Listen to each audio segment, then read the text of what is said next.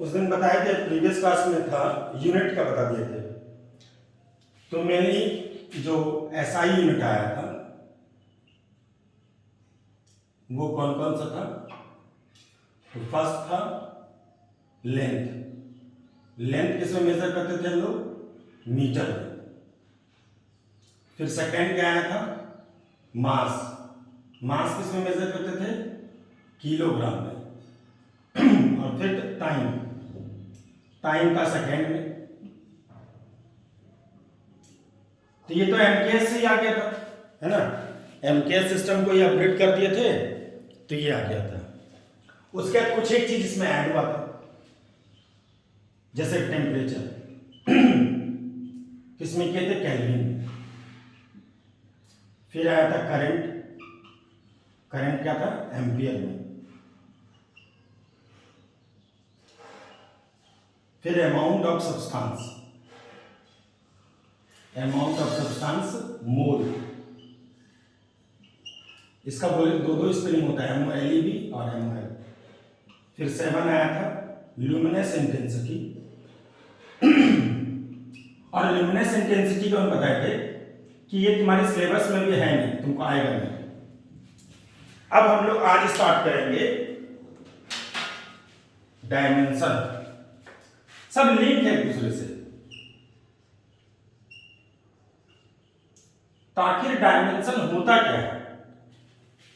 Dimension मतलब हो गया कि कैसे किसी भी चीज को रिप्रेजेंट करते हैं, इसलिए इसको बोलते हैं रिप्रेजेंटेशन। डायमेंशन वर्ड दो बार आएगा। एक डायमेंशन अभी जो पढ़ा है, और एक होता है 1 डायमेंशन मोशन, 2 डायमेंशन मोशन। वो डायमेंशन अलग है। वो 1 डायमेंशन मोशन मतलब जो सिर्फ स्ट्रेट लाइन पाथ को फॉलो करेगा, मतलब एक ही दिशा में अगर जा रहा है तो 1 डायमेंशन, तो इसका भी स्ट्रेट लाइन जाएगा। 2 डायमेंशन मोशन मतलब एक साथ दो दो डायरेक्शन मूव कर रहा है, जैसे एग्जांपल प्रोजेक्टाइल मोशन, आगे भी बढ़ रहा है ऊपर भी जा रहा है। सर्कुलर मोशन, ये सब किसका एग्जांपल है? 2 डायमेंशन का एग्जांपल है। फिर आता है 3 डायमेंशन मोशन। 3 डायमेंशन मोशन का एग्जांपल क्या हो गया? Motion of an insect. कोई भी कीड़ा मकोड़ा है वो जो मूव करता है वो 3 डायमेंशन मोशन मूव करता है। तो लेकिन वो डायमेंशन से ये डायमेंशन अलग है, इसलिए हम तुमको बोल रहे हैं ये डायमेंशन तुमको हर एग्जामिनेशन में, जितना एग्जामिनेशन होता है, चाहे वो 12th का बोर्ड हो, 11th का हो, जेई का हो, नीट का हो, हर एग्जाम में डायमेंशन से एक क्वेश्चन जरूर रहता है। और जो ये फर्स्ट चैप्टर है यूनिट एंड डायमेंशन, तुमको डायमेंशन धीरे धीरे सीखा जाएगा। यानी हम तुमको आज के क्लास में बता देंगे कि डायमेंशन निकालते कैसे, है ना? और जैसे जैसे चैप्टर आगे पढ़ते जाओगे, 12th में पढ़ोगे मैग्नेटिक फील्ड का डायमेंशन, फ्लक्स का डायमेंशन, इलेक्ट्रिक फील्ड का डायरेक्शन, तो ये सब अभी तुम नहीं निकाल पाएगा। तो जैसे जैसे आगे सीखेगा भाई, अभी तुम जितना चीज तुम 9th में पढ़ के आए हो उन सब चीजों का डायमेंशन हम तुमको बताएंगे कि कैसे निकालेंगे। और फिर जैसे जैसे चैप्टर बढ़ते जाएंगे हर चैप्टर में डायमेंशन निकालते जाएंगे। तो आज के क्लास में हम लोग सीखेंगे कि डायमेंशन होता क्या है और उसको कैसे निकालते हैं। तो ये 7 फंडामेंटल यूनिट है, ऐसे ही 7 फंडामेंटल डायमेंशन आएगा। डायमेंशन को इस तरह समझना कि जैसे अगर कोई फॉर्म तुम घर भरते हो, कोई भी फॉर्म, एडमिशन फॉर्म, अभी जैसे 11th में एडमिशन हुआ तो एडमिशन फॉर्म भरे, तो एडमिशन फॉर्म जब भरते हो तो उसमें एक कॉलम जरूर रहता है, चाहे कोई भी फॉर्म हो, कि आप किस जेंडर को रिप्रेजेंट कर रहे हैं, मेल को कर रहे हैं कि फीमेल को कर रहे हैं। तो जो मेल होगा वो मेल में टिक करेगा, जो फीमेल होगी वो फीमेल को टिक करेंगे, है ना? तो ये इंडिकेट कर रहा है आपके जेंडर को।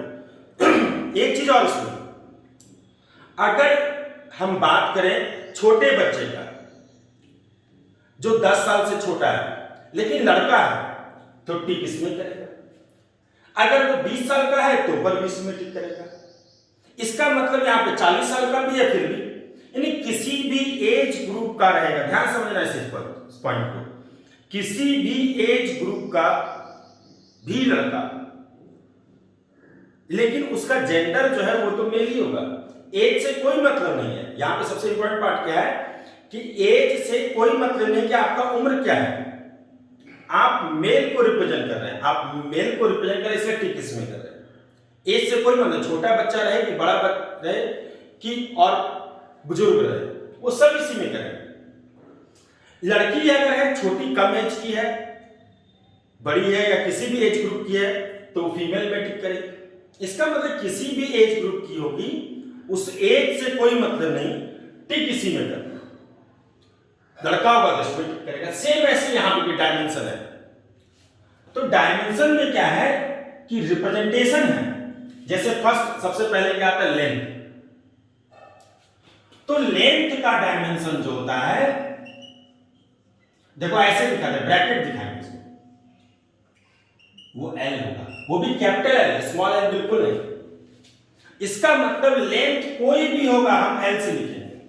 जैसे for example dimension of 10 metre is L because 10 metre is the length. Dimension of 4.2 kilometre is also L because 4.2 kilometre is also length. तो ये लेंथ है, इसलिए क्या हो गया, एल से।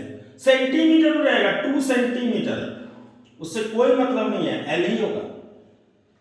तो कंक्लूजन ये है कि कोई भी लेंथ रहेगा, चाहे मीटर में रहे, सेंटीमीटर में रहे, या किलोमीटर में रहे, या मिलीमीटर में रहे, कोई भी लेंथ रहेगा तो हम लोग इसको किससे लिखेंगे, एल से ही लिखेंगे। सेकेंड आता है मास। मास कोई भी रहेगा, किससे रिप्रेजेंट करेंगे, एम से करेंगे, कोई भी मास रहेगा। जैसे example 10 kg M, 2 gram M, 4 ton M, 6 pound M. कुछ भी मास होगा किससे रिप्रेजेंट करेंगे, एम से करेंगे। फिर आता है टाइम। टाइम कुछ भी रहेगा किससे करेंगे हम लोग, टाइम को, जैसे लेंथ को एल से किए, मास को किससे करेंगे, एम से करेंगे। टाइम, अब टाइम अगर कोई भी आएगा तो किससे करेंगे हम लोग, टी से करेंगे। जैसे for example 4 second, dimension of 4 second T, dimension of 2 hour, ये भी टी, सब टी। चाहे कोई भी टाइम रहे, मिनट में रहे, सेकेंड में रहे, आवर में रहे, कुछ भी ईयर में रहे, सब टाइप टी से करेंगे।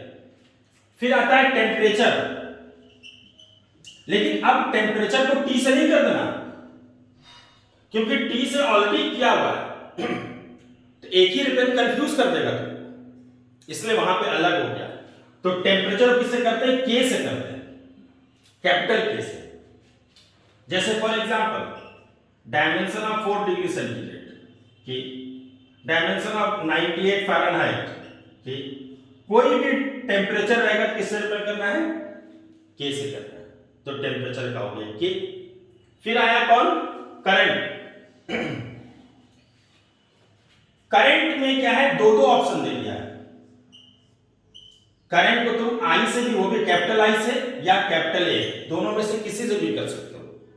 जैसे 10 एम्पियर या 10.2 एम्पियर, तो किससे लिखेंगे, ए से लिखेंगे, है ना। फिर आता है amount of substance. Amount of substance का जो डायमेंशन होगा वो MOL होगा। देखो यूनिट में क्या होता है, दोनों होता है, MOLE भी और MOL भी, लेकिन डायमेंशन में MOL होगा, वो भी स्मॉल लेटर में। और अंतिम तो तुमको आना ही नहीं है वैसे कभी भी, है ना, लेकिन लिख देते हैं, है ना, क्योंकि आगे फ्यूचर में तो काम देगा ही, अभी फिलहाल तो नहीं देगा। सिटी तो टोटल यूनिट कितना है, 7। इसको क्या बोलते हैं हम लोग, फंडामेंटल यूनिट,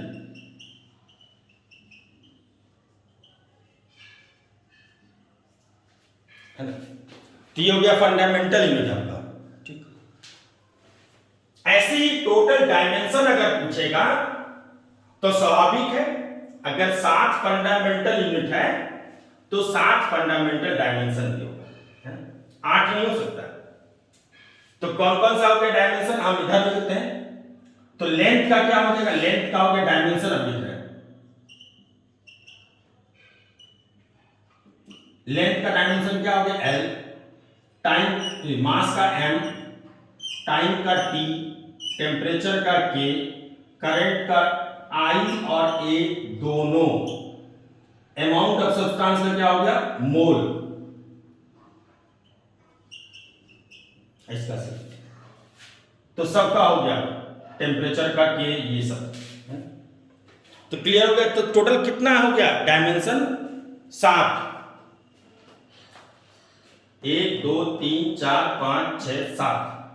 अब यहां पे फिर से ध्यान देने वाला बात क्या है, जैसे तुम इंग्लिश में ए से जेड याद रखते हो, ए बी सी डी से लेके जेड तक, चाहे इंग्लिश का कोई भी वर्ड हो, सेंटेंस हो, पैराग्राफ हो, कुछ भी लिखो तुम,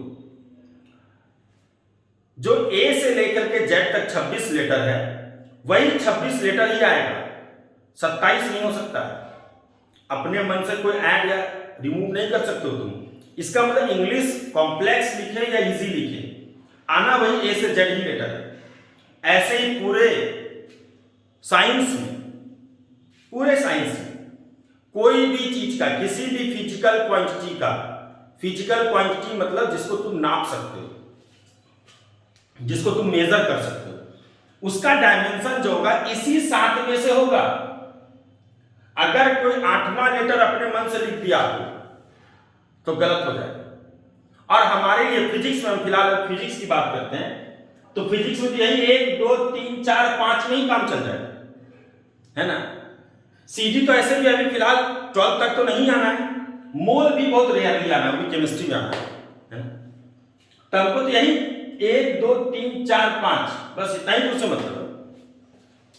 तो इसका मतलब ये जो 7 लेटर है इसी 7 में ही डायमेंशन होगा, चाहे किसी भी चीज, इलेक्ट्रिक फील्ड निकालो, मैग्नेटिक फील्ड निकालो या सरफेस टेंशन निकालो, जिसका भी निकालना है यही 7 आना चाहिए, 8वां नहीं हो सकता। अब आता है कि कैसे हम लोग किसी भी चीज का डायमेंशन निकालते हैं। तो अब नेक्स्ट हम लोग अभी अब वही पढ़ेंगे। यानी तुमको याद क्या रखना है, याद रखना है तुमको कि लेंथ का डायमेंशन एल होता है, मास का एम होता है, टाइम का टी होता है, टेम्परेचर का के होता है, करंट का आई या ए होता है। ज्यादातर यही लिखते हैं, है ना, ज्यादा फेमस ए है इसलिए ए ही लिखना तुम भी, है ना। इतना ही हमको काम है, हम इतना ही लिखते हैं फिलहाल, है ना। अब आता है प्रिंसिपल ऑफ होमोजेनिटी।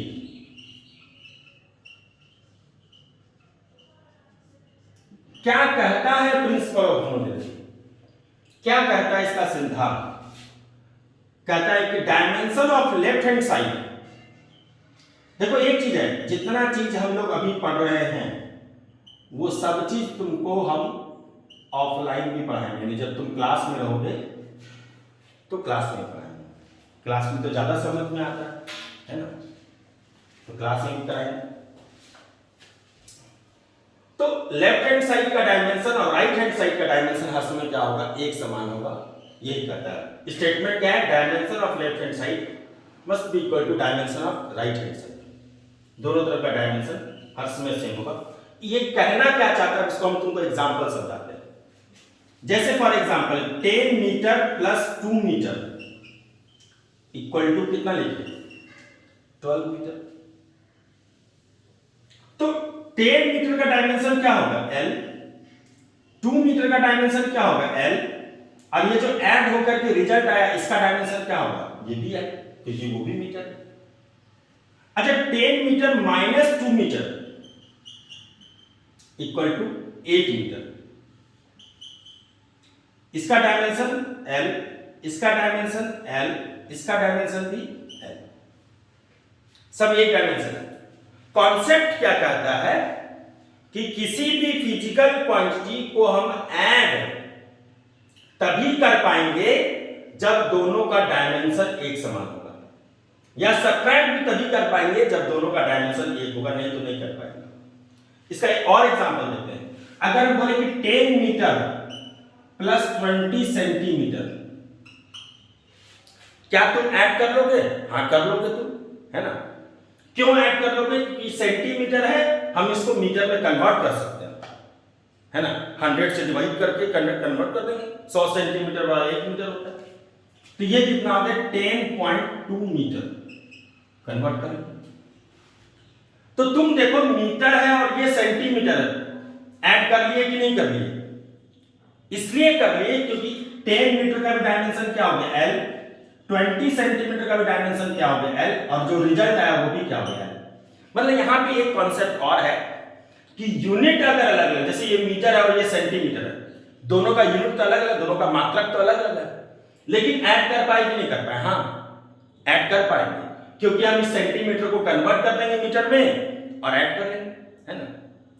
लेकिन अगर तुमसे पूछा जाए यहां पे कि इसको ऐड किए क्यों ऐड हुआ, या इसको ऐड किए क्यों ऐड हुआ, तो तुम एक रीजन कभी मत बनाना। तुम ये मत बोलना कि दोनों का यूनिट सेम है इसलिए ऐड कर पाए, ये गलत रीजन है। इसका एग्जांपल यहां दिख रहा है, देखो दोनों का अलग अलग यूनिट है फिर भी ऐड कर पाते हैं, इसलिए ये एक्सप्लेनेशन गलत होगा कि सेम यूनिट होता है इसलिए ऐड कर पाते हैं। रीजन क्या होगा, एक्सप्लेनेशन, सही एक्सप्लेनेशन क्या होगा, सेम डायमेंशन होता है इसलिए ऐड कर पाते हैं। एक ही चीज को दर्शाता है, एक ही चीज को दिखा रहा है, ये भी लंबाई को दर्शा रहा है, ये भी लंबाई को दर्शा रहा है इसलिए जोड़ पा रहे हैं, ये भी लंबाई को दर्शा रहा है, ये भी लंबाई को दर्शा रहा है इसलिए जोड़ पा रहे हैं, है ना। तो सेम डायमेंशन होगा तो ऐड कर पाएंगे। तुम देख लो दूसरा एग्जांपल दिखाते हैं, 2 आवर प्लस 30 मिनट, एकदम ऐड कर लेगा तुम, क्यों? क्योंकि इसका डायमेंशन भी t है, इसका भी डायमेंशन t है, तो 2.5 आवर ऐड कर लेंगे। लेकिन तुम ऑब्जर्व करो, अगर तुमसे बोले 10 मीटर अब plus 30 minute, 10 metre plus 30 minute, कभी ऐड कर पाएगा बताओ कोई? 10 मीटर में 30 मिनट जोड़ना है, कभी नहीं कर पाओगे, होगा ही नहीं।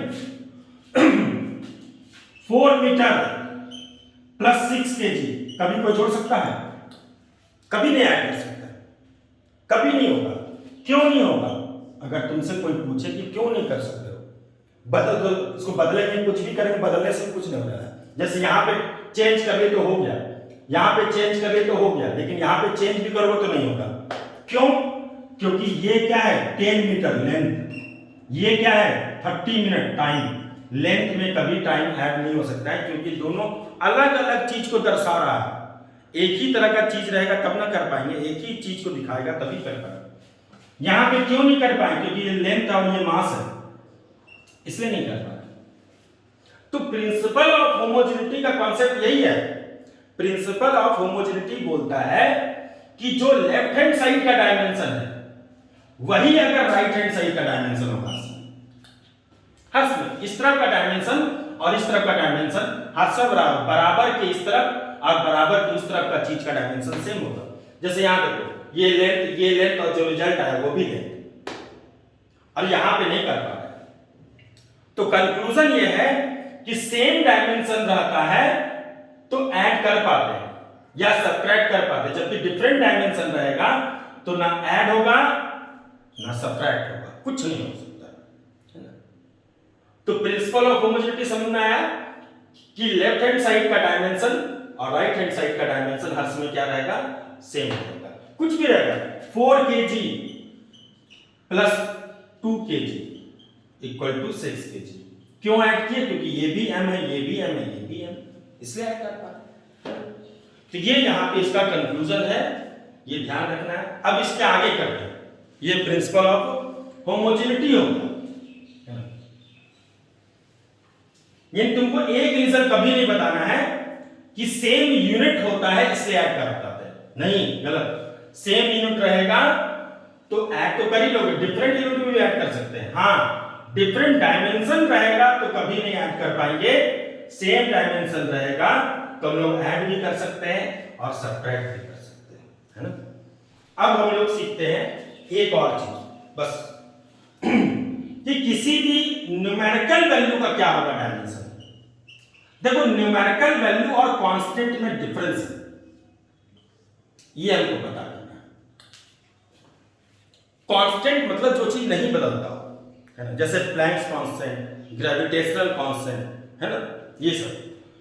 लेकिन न्यूमेरिकल वैल्यू मतलब जो उसमें न्यूमेरिकल हो बिना यूनिट का, जैसे एग्जांपल 2, 3, 5, 6.8, ये सब जिसमें सिर्फ न्यूमेरिकल होगा, अंतिम में कुछ नहीं लगा रहेगा, मीटर, लीटर, केजी नहीं लगा रहेगा, कोई भी मात्रक नहीं लिखा रहेगा, वो न्यूमेरिकल वैल्यू होगा। जबकि कांस्टेंट में यूनिट होता है, ग्रेविटेशनल कांस्टेंट का यूनिट होता है, प्लैंक्स कांस्टेंट का यूनिट होता है ना। तो न्यूमेरिकल वैल्यू जिसके अंतिम में कुछ नहीं लिखा रहेगा। अब यहां पे आते हैं, तुमसे पूछे, ध्यान देना, तुमसे पूछेंगे कि बताओ 2 मीटर का डायमेंशन क्या होगा, तो तुम बोलोगे L। 4 kg का डायमेंशन क्या होगा, तुम बोलोगे M होगा। बोलोगे कि नहीं? क्योंकि ये मास। चलो देखना 2 मीटर का डायमेंशन क्या हो गया है। अगर बोले बताओ तो 2 मीटर स्क्वायर का क्या होगा,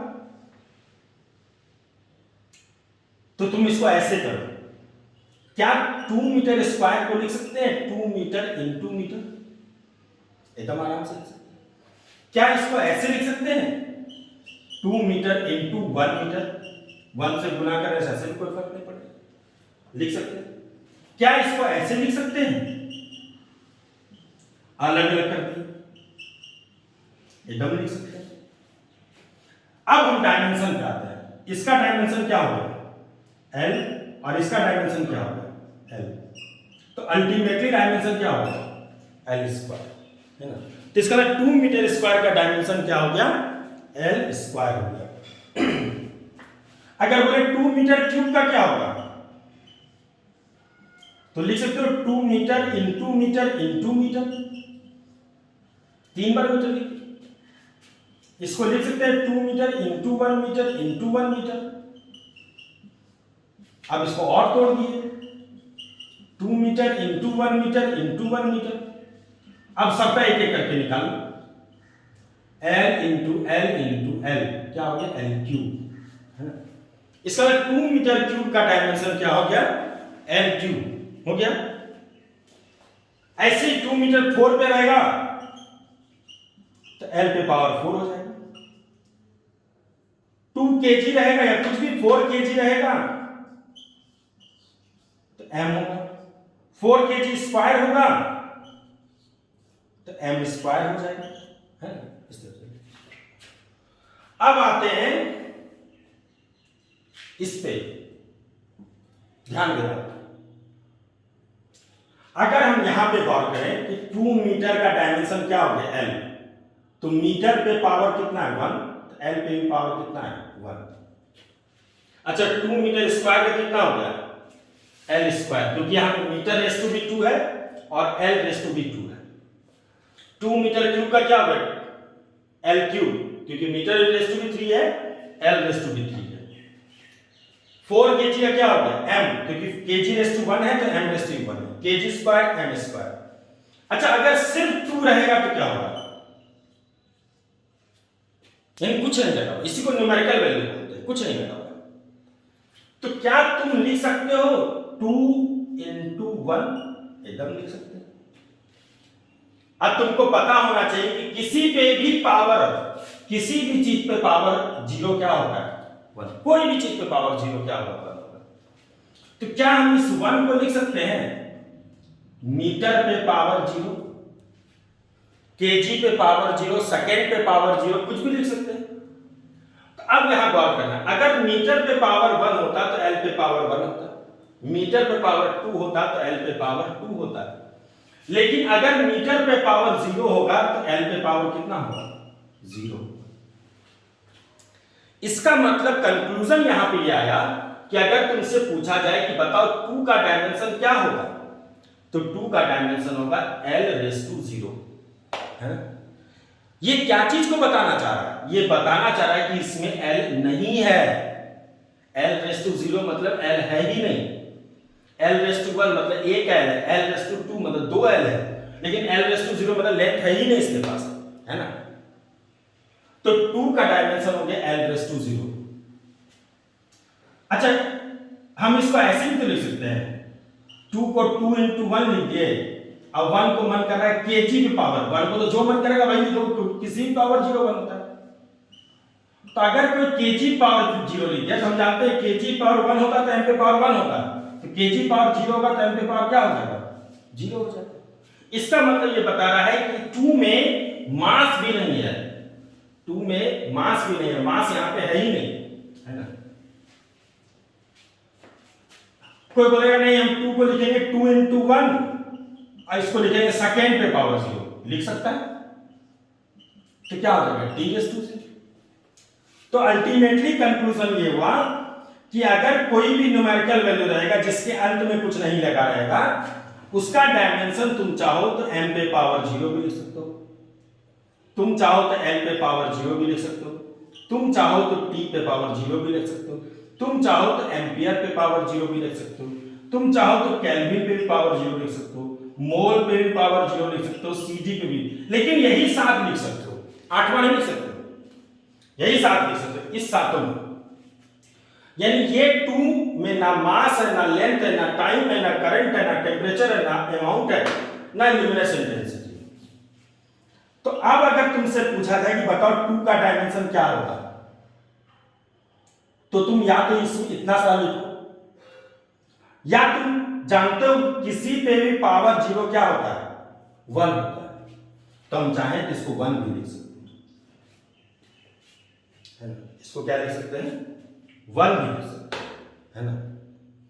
तो किसी भी न्यूमेरिकल वैल्यू का डायमेंशन 0 गलती से भी मत बोलना, बहुत स्टूडेंट बोल देता है, इसलिए बोल रहा है कि 2 का डायमेंशन क्या होगा, 0 नहीं, m/0, और m/0 मतलब 1 होता है, क्योंकि किसी पावर 0 का वैल्यू कितना होता है, 1 होता है। इसका मतलब किसी का भी डायमेंशन 0 नहीं हो सकता है, किसी भी कीमत पर 1 बोल सकते हो, ये बोल सकते हो, ये बोल सकते हो, है ना। यानी ये बता रहा है कि 2 में ना मास है, ना लेंथ है, ना टेम्परेचर, कुछ नहीं। अच्छा 1 को हम जानते हैं कि 2 का डायमेंशन क्या होता है, 1 होता है। अच्छा 3 बार 1 लिख सकते हैं, यानी इसको बहुत सारी किताब में ऐसे लिखा रहता है। इसका मतलब ये बताता है कि ना मास है, ना लेंथ है, ना टाइम है, क्योंकि ज्यादातर यही चलता है ना। तो कंक्लूजन ये हुआ कि न्यूमेरिकल वैल्यू का, किसी भी न्यूमेरिकल वैल्यू का डायमेंशन क्या होगा।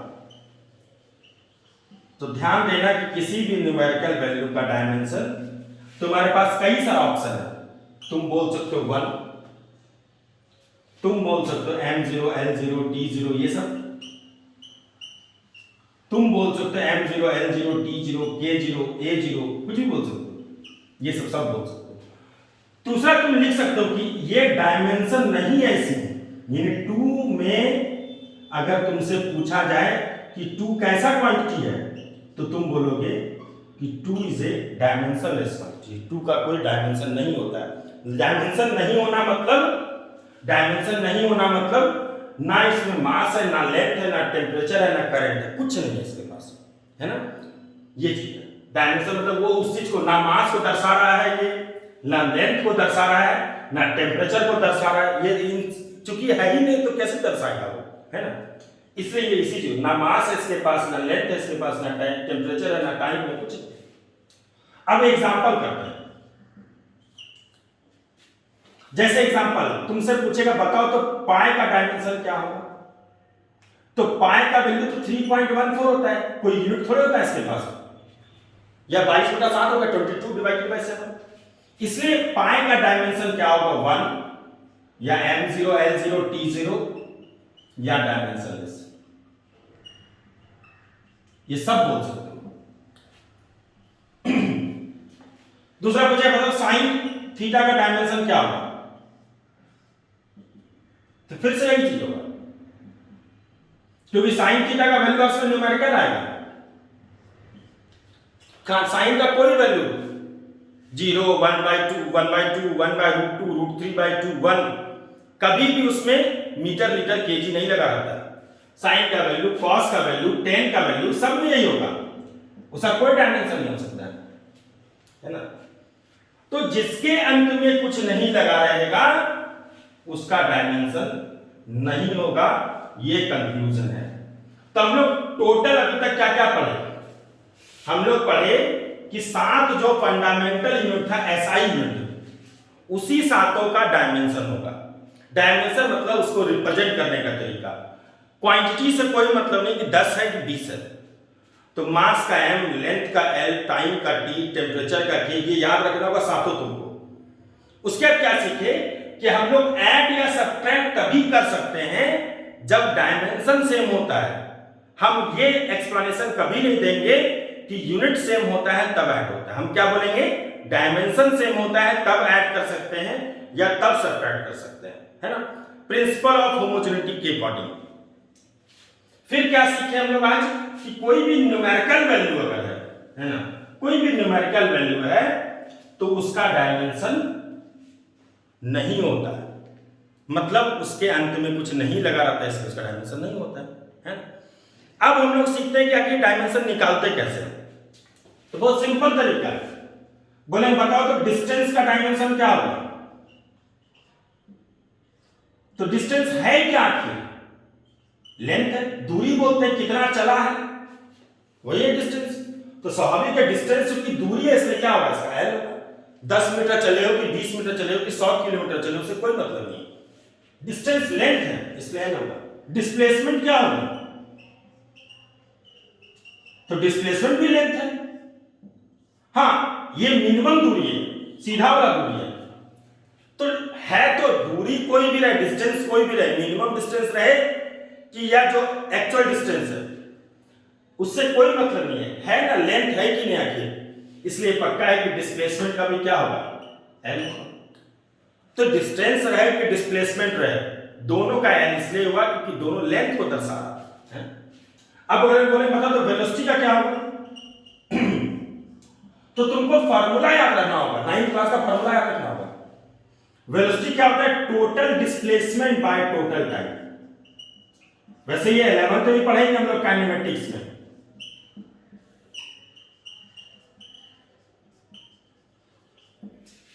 तो हमसे पूछा क्या, बताओ वेलोसिटी का क्या होगा डायमेंशन? तो हमको फार्मूला पता है। देखो, एक से दूसरा, दूसरे से तीसरा, तीसरे से चौथा लिंक होना है। तो डिस्प्लेसमेंट का क्या होगा? एल। और टाइम का क्या होगा? टी। इसलिए इसका ये क्या होगा dimension? L T raise to -1। इस टी को नीचे से ऊपर लेकर कैसे लिख सकते हैं कि नहीं, है ना? तो इसको क्या बोलेंगे? टी रेस टू -1 बोल सकते हैं। और इसका एक और तरीका है, ऊपर अगर माइनस आएगा तो इनवर्स बोल सकते हो, एल टी इनवर्स। इनवर्स मतलब 1/something को इनवर्स बोलते हैं। ये चीज है। तो धीरे धीरे करके इसी में आएगा कि कैसे कैसे सीखना है। तो हम तुमको कल जो है, कल के क्लास में, चूंकि ऑनलाइन ज्यादा देर पढ़ाने में बनता नहीं है, तुमको उतना देर देखोगे नहीं, इसलिए कल जो है हम तुमको फिर आगे पढ़ाएंगे और अब शुरू से सिखाएंगे कि कैसे कैसे डायमेंशन निकाला जाता है। एकदम आसान है। तुमको खाली हर क्लास का ध्यान रखना, हर क्लास एक दूसरे क्लास से लिंक होगा। फर्स्ट क्लास के बाद सेकंड क्लास, सेकंड क्लास के थर्ड क्लास, ऐसे लिंक होता जाएगा। इसलिए हर क्लास को प्रीवियस क्लास देखते रहना है, छोड़ छोड़ के नहीं देखना है, समझ में दिक्कत होगा ऐसे करके। हर क्लास को लिंक करके देखते रहेगा तो समझ में ज्यादा आएगा, है ना? और फिर ऑफलाइन जब करेंगे तो तुम क्रिस्टल क्लियर होगा, है ना? एकदम समझ में आएगा सब। ठीक है, चलो, ओके, थैंक यू।